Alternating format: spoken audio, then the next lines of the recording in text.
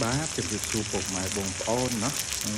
បងប្អូននៅនិយាយពីថាស្រុកខ្ញុំគេហៅអាស័ព្ទហ្នឹងគឺអាងែណាហើយចំណែកខាងបងប្អូនគេនិយមហៅស័ព្ទអ្វីបងប្អូនណាអាហ្នឹងវាពីដូចជាគេហៅស័ព្ទកពីដងបងប្អូនកពីដងពីឆ្នោតណាហ្នឹងហើយ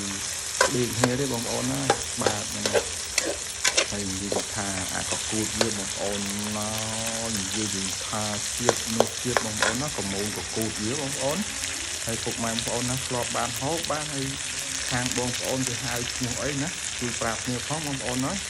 ចំណែកខ្ញុំខាងនេះគេហៅថាអាងាងាហាកាប់ងាងាបងប្អូនបាទហ្នឹងហើយនិយាយថាអ្នកស្រុកមុនបងគេអត់ចេះហូបទេបងប្អូនគេជួយខ្ញុំកាប់ហូបគេថាចំបាទគេថាចំអាហ្នឹងគេហូបដែរមែនបាទហ្នឹងហើយដល់ខ្ញុំដាក់កំពងរួចហើយខ្ញុំទិញប៊ីយ៉ាណាទិញប៊ីយ៉ាជាឲ្យគេកន្លះកេះបងប្អូននិយាយថាគេអរគុណជក់មាត់ជឹបជាតិណាបងប្អូនហើយបាទហ្នឹងនិយាយថាជាតិហើយងាយស្រួលបងប្អូនងាយស្រួលអាហ្នឹងយើងប្រឡាក់រ៉ូឌីហើយប៊ីចេងកហើយកតឹមដាក់ម្ទេសឲ្យច្រើនបងប្អូនណាដាក់ម្ទេសឲ្យច្រើនណានិយាយថាជាតិហ្នឹងបងប្អូនជាតិបាទហ្នឹងឲ្យតែយើងចេះផ្សំគ្រឿងដល់ជាតិមែនបងប្អូនជាតិមែនបាទហ្នឹងបាទហ្នឹងហើយបងប្អូននៅតំបន់នេះ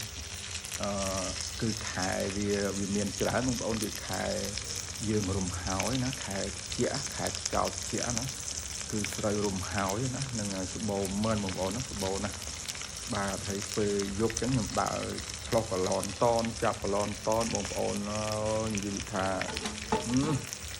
ច្រើនបងប្អូនចាប់ត្រីផងចាប់កឡនផងអាពេលម៉ោង1ម៉ោង2យប់ខ្ញុំដើរបងប្អូនប៉ុន្តែយើងមិនមែនជាដើរយើងមើលស្ថានភាពផងណាពីព្រោះមនុស្សសម័យឥឡូវនេះទុកចិត្តឡើងបានហើយបងប្អូនណាបាទនឹងទុកចិត្តឡើងបានហើយណាហើយអញ្ចឹងយើងមុននឹងចេញយើងមើលដែរណាយើងមើលស្ថានភាពអ្នកស្រុកអ្នកភូមិអញ្ចឹងណាបាទហើយវីដេអូមានប៉ុណ្្នឹងទេអរគុណចំពោះបងប្អូនណាដែលតែនិយមតាមដាននឹងទស្សនាបងប្អូនណាបាទនឹងហើយវីដេអូមានប៉ុណ្្នឹងទេជាពិសេសគឺជូនពរឲ្យពុកម៉ែបងប្អូនណាបាទគឺរកស៊ីមានបានគ្រប់គ្នាបាទអរគុណច្រើនបាយជម្រាបលា